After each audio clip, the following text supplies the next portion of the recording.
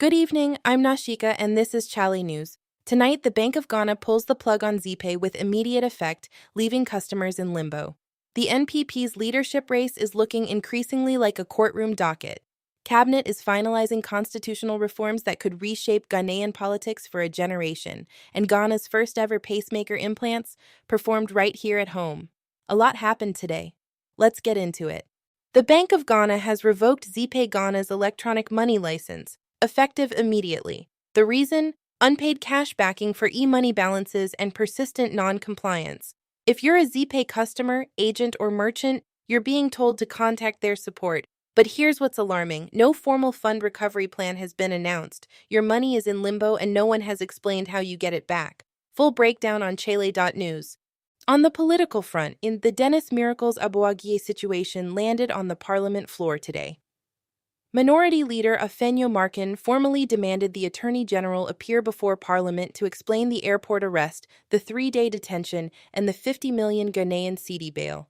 He called it Rambo-style policing and warned it threatens Ghana's democracy. That's a serious accusation, and Parliament is now demanding answers. And Aboagye's case is just one piece of a bigger picture. Ahead of the NPP's September national executive elections, multiple aspirants, including Chairman Wantumi and Abdul Hamid, are either under criminal investigation or facing court charges. None convicted yet. But the pattern is hard to ignore. The party choosing its next leadership has a serious accountability problem. Cabinet today held its final session on Ghana's constitutional reform position paper. Among the proposals on the table, extending the presidential term from 4 to 5 years. Once Cabinet signs off, the Attorney General harmonizes it with the CRC report before it moves to the next stage. This one has long-term consequences. Watch this space. Meanwhile, in court, 2 separate suits have landed at the Supreme Court asking a pointed question. Does the 2-term presidential limit mean any 2 terms ever served, or only consecutive ones? The answer could directly affect whether John Mahama can run again after this term. No hearing date set yet. Ghana is Africa's largest gold producer. Gold is nearly 40% of our exports, and according to a new investigation, we are losing hundreds of millions of dollars a year to corruption, political interference, and zero transparent oversight.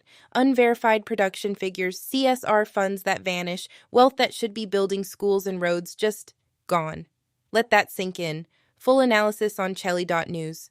CocoaBot is sounding the alarm on a related front. Galamsey has destroyed over 100,000 acres of Ghana's highest-yielding cocoa farms across Ashanti, Western, and Central regions, and the destruction is outrunning every government effort to stop it. Meanwhile, Ivory Coast is dealing with crop losses from flooding. Both West African cocoa giants are under pressure at the same time. Ghana's oil output has nearly halved since 2019, from 71 million barrels down to 37 million. An IES report puts the lost revenue at over $16.5 billion.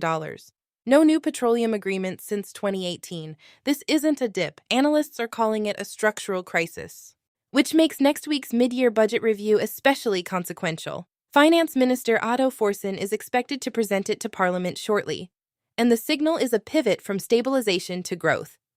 Given everything we've just reported about gold, oil, and cocoa, that pivot had better come with a plan. Now, some genuinely good news. History was made at Korle-Bu on Tuesday.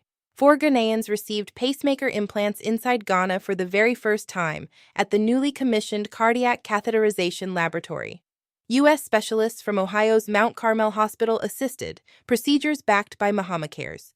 For years, Ghanaians needing pacemakers had to go abroad or go without. Not anymore. But the health system is under serious strain elsewhere. Ghana Health Service has declared a crisis in family planning supplies. Some contraceptives, including Depo-Provera, are down to less than 1 month stock. 45% of commodity financing came from USAID. That funding is gone. Millions of Ghanaian women are directly affected. Canada just opened 5 new immigration pathways for international doctors, 14-day work permit processing, family relocation included. For a health system already hemorrhaging specialists it cannot replace, this is an accelerant on an existing fire.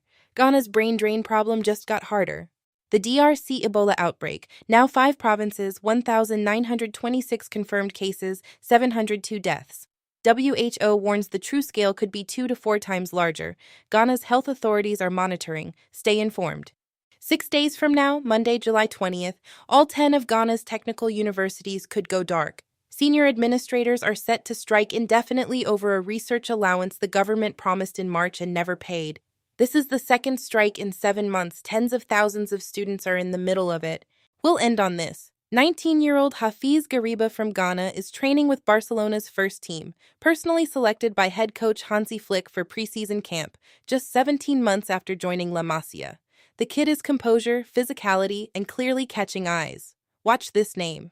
That's your Monday Evening Digest, Chale. Every story we covered tonight has more depth waiting for you at chale.news. Stay curious, stay informed, and we'll see you tomorrow.